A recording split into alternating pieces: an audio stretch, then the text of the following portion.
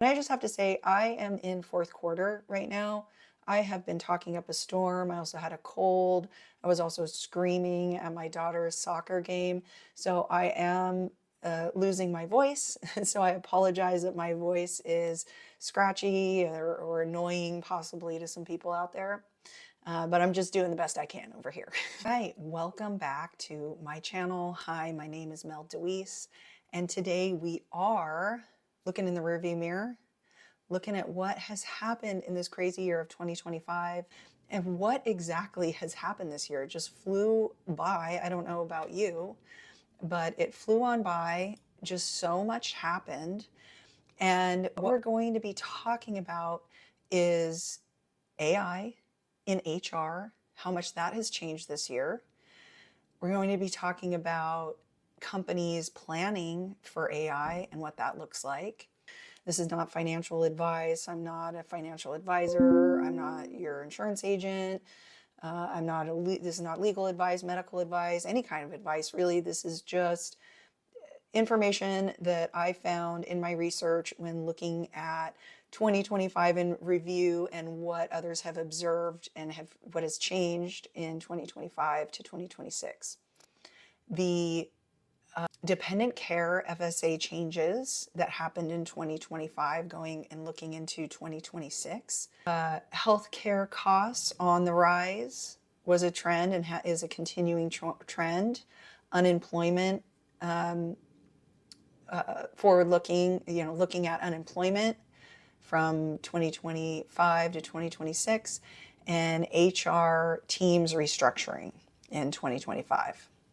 So we have a lot to go over. So in 2025, the year HR transformed. Looking back when ChatGPT first hit the scene, how some of us started using it right away and others were slower to adopt, but now it's 2025 was really the integration of ChatGPT and Copilot and all of these corporate friendly AI agents or AI technologies that have hit the scene that everybody's using now.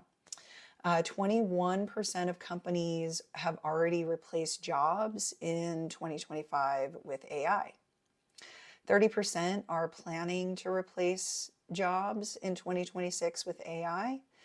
And then a little bit off that topic is that another change that happened is that dependent care, the ability for your employees to set aside more money if you have an FSA and a dependent care FSA, went from $5,000 to $7,500. So that was a big change we saw because of the big, beautiful bill that was passed that made some changes in healthcare. I went over that extensively. I have another video on that if you want to know all the changes that took place in that particular bill in regards to HR, employee benefits, and the like. 6.5% was the overall healthcare increase we saw in 2025. This is the highest that we've seen from 2010. 4.5% of unemployment is projected. So unemployment is projected to go up in 2026 because of this AI data and these employer surveys that are surfacing. 89% of HR teams are restructuring their operations because of these new technologies. So has your company replaced jobs with AI in 2025? This was the survey. We're going to be looking at the survey. The source is airesumebuilder.com survey, where 1,250 business leaders were surveyed in 2025. And at the time of that survey, 21% said yes and 79% said no. Does your company plan to replace employees with AI in 2026? 30% said yes, and 70% said no. So which job roles are most at risk of replacement with AI? And this is from the same airesumebuilder.com survey of 2025. 54% said customer service was the area they're looking to implement more AI or start using AI. Administrative was 49%, and AI and technical support, 47%. Do workers with AI skills have more job security? 67% said yes, and 33% said no or not sure. 3% said no or not sure. How much more work do you expect AI using employees to produce? And 17% said significantly more, 36% said a lot more, 39% said a little more, and 8% said no more. So most employers are going to fall into a little more, a lot more, significantly more. If you lump all of those together, that's 92% of employers that are implementing the use of AI and using these AI tools. They're expecting significantly more work from their employees that are using AI, a lot more work or a little more work. Most are expecting a little more work. But if you combine, all of that together, the 39%, the 36%, and the 17% together, that's 92% of employers are expecting employees to produce more work because of these AI tools. So AI legislation and compliance has been a big topic in 2025 and something that I have been keeping my eye on. California in July of 2025, it put forward its first comprehensive AI transparency law that requires disclosure of AI use and hiring. So if you're out there hiring, going through some sort of a recruiting process and using AI to filter through applications and the like, please talk to your headhunters, your staffing companies. I'm sure that they've informed you of this legislation, but it is, I believe, coming into play in 2026 in California.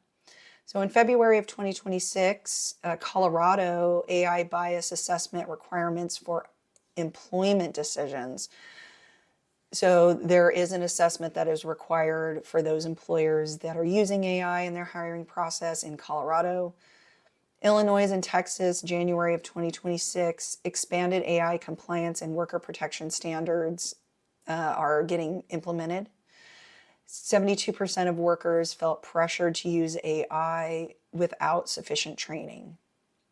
Can't really blame them, right? I mean, employers are just now starting to understand how to use AI themselves, let alone having someone to be able to come in and train their employees to use AI is a whole other struggle unto itself. But, finding a good vendor is a process in and of itself, and an AI vendor would be no different.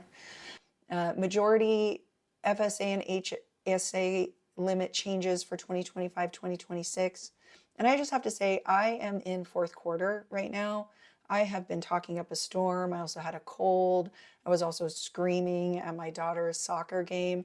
So I am losing my voice. So I apologize that my voice is scratchy or annoying possibly to some people out there. But I'm just doing the best I can over here in fourth quarter, working in employee benefits and insurance. So major FSA and HSA limit changes for 2025-2026. And I said before, dependent care FSA limits have increased, which is the first time they have increased in 40 years. So they went up from $5,000 to $7,500. And again, I have a very extensive video on this change. I have an FSA video. I have the Big Beautiful Bill video that talks about this as well. So please look for those if you want more information on that. Health FSA, $3,400. It went up from $3,300. HSA individual went up to $4,400, and a family can put away up to $8,750 for a tax advantage with the HSA. Labor market transformation, 2025. I mean, we were just talking about a really, really tight labor market. People are having a hard time finding people to fill positions, and now unemployment is rising and applications are flowing in. People are looking for jobs. So they are expected to reach 4.5% in 2026, which is up from 4% in 2025. So unemployment is expected to rise based off of, I mean, nobody has a crystal ball. I certainly don't. This is not financial advice. I'm not a financial advisor. I'm not your insurance agent. This is not legal advice, medical advice, any kind of advice, really. This is just information that I found in my research when looking at 2025 in review and what others have observed and what has changed in 2025 to 2026. Long-term unemployment, 25.7% historically, with a recession warning signal. Job cuts are accelerating, 153,000 planned job cuts in October of 2025. That's a 175% year-over-year increase. This is a shift from a talent shortage to rising unemployment, competitive hiring advantage for quality candidates. So again, it's still hard to find those super specialized job fillings a bit. So that talent shortage is on a downtrend. Healthcare costs, inflation in 2025, 2026, I've certainly seen this, 6 to 7% rise for 2026. Most employers have seen far larger increases than that, especially in small group, the smaller businesses out there. Total health benefit cost per employee, 6.5% rise, which is the highest since 2010. Global healthcare costs are projected to rise 10.3%. ACA marketplace premiums went up 26% on average, and Medicare Part B premiums increased $21.50, so $21.50 to $206.50 monthly. So everybody's feeling the squeeze from healthcare cost increases. Employers, employees, Medicare, individual plans, all healthcare plans worldwide are experiencing a higher than average increase in healthcare costs this year. And going into 2026, it doesn't look like that trend is slowing down. DEI evolution, so companies are scaling back on DEI, Amazon, Target, Walmart, Meta, McDonald's, reducing or eliminating DEI initiatives. Companies maintaining commitment are Costco, Chase, Microsoft are all DEI focused. Evolution, the shift from DEI to inclusion, belonging, and skills-based approaches. So that is certainly a trend change we have seen in 2025, and compensation changes in 2025 to 2026. Average salary increase was about 3.5% for 2026, flat to slightly down from 2025. Merit increases averaged about 3.5% or 3% to 3.3%, return to land of 3% after years of increases above 4%. Strategic focus shifting from high impact roles to critical skills rather than across the board increases. So shifting to high impact roles and critical skills rather than across the board increases. So what that means is many employers are choosing to give salary raises or pay increases to their critical skills, their employees that have those critical skills or high impact roles, rather than across the board to all employees.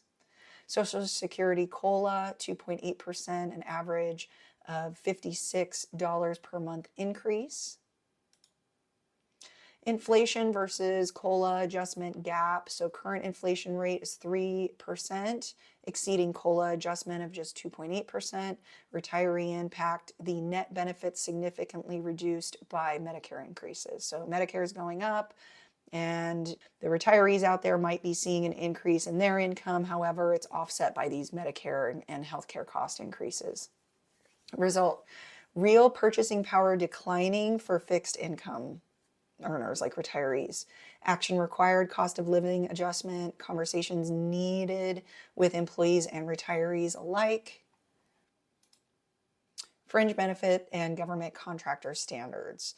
Health and welfare rate, government contractors 5.8%, So $5.55 an hour, up from $5.36 an hour. Transportation benefits, $340 a month for parking and transit.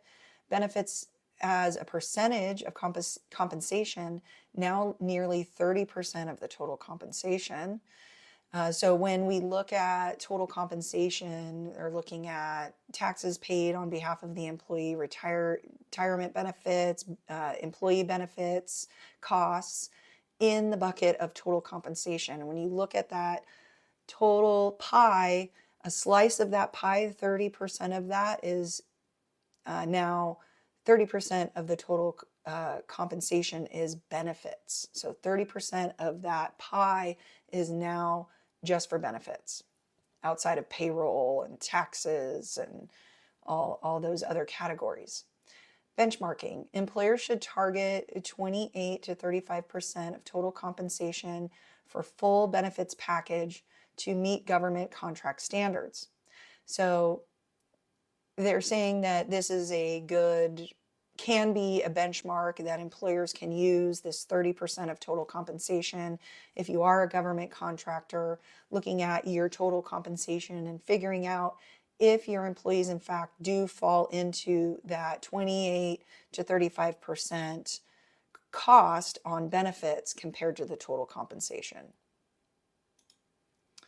HR structural evolution in 2025. 89% of HR teams are restructuring from traditional silos to cross-functional models, scale-based workforce planning becoming an industry standard, human-centric skills are rising, empathy, coaching, leadership becoming critical as AI adoption grows. Planning gaps, only 12% of US HR leaders conduct strategic 3+ year workforce planning. Yeah. I mean, the larger the employer, the more likely there is to be a 3-year plan. For most employers out there that are small businesses, especially in a volatile environment like this with prices changing, and it becomes difficult to project a couple of months out in an environment like this, let alone 3 years. I understand why many people aim for that 3-year target, and certainly it is a good practice. But don't mean to sound like I'm wagging a finger at anybody. This is just general statistics that are encapsulating 2025 and comparing it into 2026 and what we expect to continue into 2026. New compliance landscape in 2025-2026, pay transparency laws. Those are in Massachusetts, Cleveland, Vermont, Washington, and Delaware. Criminal history reform in Philadelphia and other jurisdictions are expanding restrictions. Expanded leave laws are in multiple states requiring new paid leave minimums. AI compliance requirements are across multiple states. Like we talked about before, California, Colorado, Illinois, and Texas for the most part. We expect other states to follow. So many employers are looking to come into compliance with any legislation that is coming out of California, Colorado, Illinois, and Texas, just to take a look at it, to prepare. Even if you are not operating in any of these states, it would be a good idea to start preparing to see what your legislature may be looking to do in your state. All right, so this video was filmed a couple of days ago, and we are in the production process here, and I just got a news alert about AI laws. I will do a more extensive video on this. I've got to read it a little bit more to understand. I need to go through my process to, digest this a little more. But the headline is Trump moves to preempt state AI laws with executive order. President Donald Trump on December 11th issued an executive order targeting state laws that regulate artificial intelligence, which is what we were just talking about in the previous couple of slides. The EO directs the Attorney General to form a task force within 30 days to coordinate legislation against state AI regulations. It also instructs the Secretary of Commerce to review onerous state AI laws within 90 days and ties federal broadband funding to whether states' rules align with federal priorities. So, the most part, it doesn't look like anything has really come to fruition yet. It looks like he is developing a task force to come up with some federal legislation. I think he's trying to do this for AI, as well as cryptocurrencies and crypto legislation. He wants to federalize it, which, quite honestly, I'm not a fan of. But what do I know? What do I know? I haven't read this. I've got to look into it more. That's my first reaction to it is a visceral reaction to more federal power, and that's just my bias, just so you know. And I will dig into this more and try to develop some sort of understanding about the difference between the current state laws and the federal, and what is speculated to be coming out of this. Is it going to be targeting hiring practices like we've seen the other legislation? It seems to me like the other legislation regarding AI have been primarily targeting hiring practices, but we will see. So I'll get you more on that here later, but just needed to get this in there since it was a part of my presentation. So a lot of your marketing campaigns or hiring campaigns will need adjustments, and I'm sure that your staffing companies and headhunters have all brought you up to speed on any changes that are coming in those areas. 2026 medium-term priorities: skill-based workforce planning, AI training and integration, HR structure evolution, healthcare cost management, which is the one I'm seeing a lot right now, multi-state compliance. So these are all things that are going to be on our plate in 2026. So this is why I wanted to bring this up now. These are big topics. It's difficult to wrap our minds around how quickly AI is changing and how quickly it's being implemented into our workforce, and being prepared and at least keeping our eye on the ball, because the ball is moving fast and legislation seems to be moving quicker than it has been in the last 6 years. So remember, COVID really slowed down a lot of new legislation and changes. I mean, obviously it was a huge change. Lots changed in 2020. Don't get me wrong, but legislators are back at the table, and they certainly have their eye on AI, and employers need to be ready for any additional liabilities that come their way as a result of AI. I don't want to get all negative Nancy, but there's going to be some restructuring. We're going to see HR change. We're going to see operations change. We're going to see AI trainings in our future. We've got AI coming in, and we're going to have to train employees on using AI and how to integrate this into our businesses.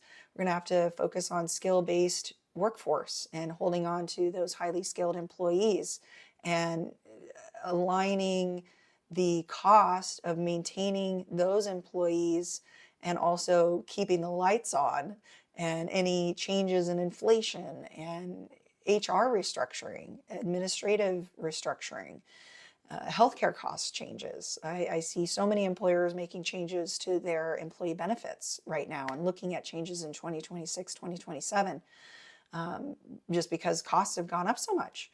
So lots to look at. Multi-state compliance, that's always on the table, but the new caveat to that is, how will AI be impacting those legislative changes, and what will the legislators be asking us to do as business owners, and how all of that would be reported. Now that the law's out, how does it get implemented? How is it reported? What are the fines? What are the reports, the filings we need to do now? What do we have to track? All that fun stuff is going to be coming down the pike in 2026. And long term, It's always good to have skills development in HR. I'm a big believer in investing in your HR team, getting SHRM certificates, going to seminars, getting educated, building coaching environments within your organization and within HR. As we're changing, employees are going to be unsure, and HR is going to be unsure, and probably some of the C-suite, a lot of C-suite are going to be unsure. And being open-minded and creating a space where you can coach, become a coach, an approachable coach to your employees and your teammates. Continuous learning, making sure that that's part of your culture, a data-driven way of tracking, invest in analytics and predictive workforce insights. This is going to be way more abundant in 2026 than ever before. We're probably going to have more data than what we know what to do with. Flexible talent models, a blend of full-time contracted, AI augmented resources, sustainable total rewards, balance cost control with competitive positioning. So that's wrapping up 2025 into 2026, and we are in it together. I'm going to stay up to date as much as I can on these changes, as I see a lot is going to be changing in 2026, and that's my prediction. So we'll just have to hold on to our seats and wait and see. So thank you for hanging out to the end. If you are interested in a free assessment with me, there is a link down below for you to sign up for that. Please like, subscribe, make a comment down below, and we'll see you next time. Bye-bye.